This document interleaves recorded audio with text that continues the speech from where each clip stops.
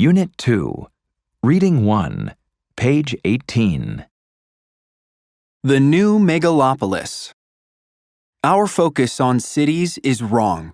Growth and innovation come from new urban corridors. China isn't the world's most ferocious new economic competitor. The exploding East Coast corridor from Beijing to Shanghai is. India as a whole is not developing high-tech industries and attracting jobs, but the booming mega-region stretching from Bangalore to Hyderabad is. Across the world, in fact, nations don't spur growth so much as dynamic regions, modern versions of the original megalopolis, a term coined by the geographer Gene Gottman to identify the sprawling Boston, New York, Washington economic power corridor in the U.S. The new megas are the real economic organizing units of the world and the major sources of global wealth, attracting a large share of its talent and generating the most innovation. They take shape as powerful complexes of multiple cities and suburbs, often stretching across national borders, forming a vast expanse of trade, transport, communications, and talent. Yet despite the fact that the rise of regions has been apparent for more than a decade, no one has collected systematic information on them. Not the World Bank, not the IMF, not the United Nations, not the global consulting firms. That's why a team of geographers set about building a world map of the new megas shaped by satellite images of the world at night, using light emissions to define the outlines of each region and additional data in categories such as population and economic growth to chart their relative peak strengths and dynamism. The map makes it clear that the global economy takes shape around perhaps 20 great megas scattered throughout the world. These regions are home to just 10% of total world population, 660 million people, but produce half of all economic activity, 2/3 of world-class scientific activity, and 3/4 of global innovations. The great urbanologist Jane Jacobs was the first to describe why megalopolises grow. When people migrate to one place, they all become more productive. And the place itself becomes much more productive because collective creativity grows exponentially. Ideas flow more freely, are honed more sharply, and can be put into practice more quickly. There is, however, a tipping point. The forces of price and congestion begin pushing people away from the center.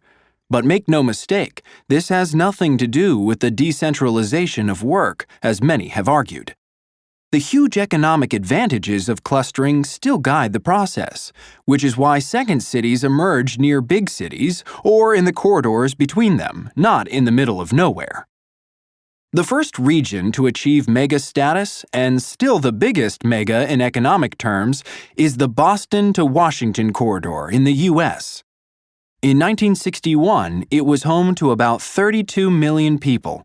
By 2025, its population is expected to rise to 58 million, or about 16% of all the U.S. population. The region generates $2.6 trillion in economic activity, making it the world's fourth largest economy, bigger than France or the United Kingdom. Next in line is Chi-Pitts, the great Midwestern mega running from Chicago to Detroit, Cleveland, and Pittsburgh, with $2.1 trillion in economic activity. 3 of the power centers of the U.S. economy even stretch beyond American borders. SoCal runs from Los Angeles to San Diego across the Mexican border to Tijuana.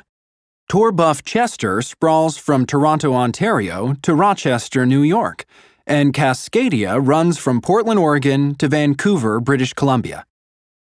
Aside from the island-bound financial center of Greater London, Europe's major economic engines do not rely on old borders to define themselves. The Euro-lowlands cuts across 4 nations: the Netherlands, Belgium, Germany, and France.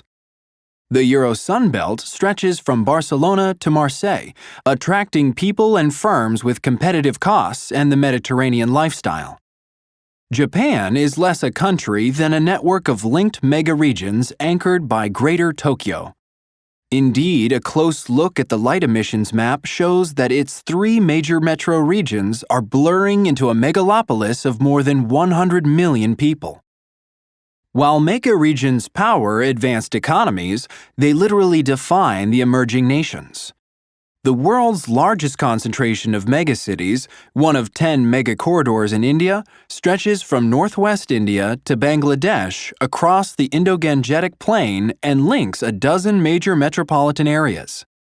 If you removed its megas, China would be virtually meaningless as an economic category. What matters are the Shanqing, Shanghai to Nanjing, and Hongzhen, Hong Kong to Shenzhen corridors, and the area of Greater Beijing. Their combined regional populations totaled more than 274 million people in 2010.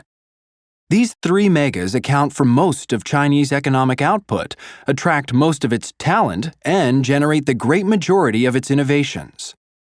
Instead of technology helping to spread economic opportunity and lift many more boats, economic power is concentrating in a small number of key regions. It's time for political and economic leadership to wake up to this new reality. It makes little sense to dwell on individual cities or countries anymore when the real engines of survival, innovation, and growth are the new megas.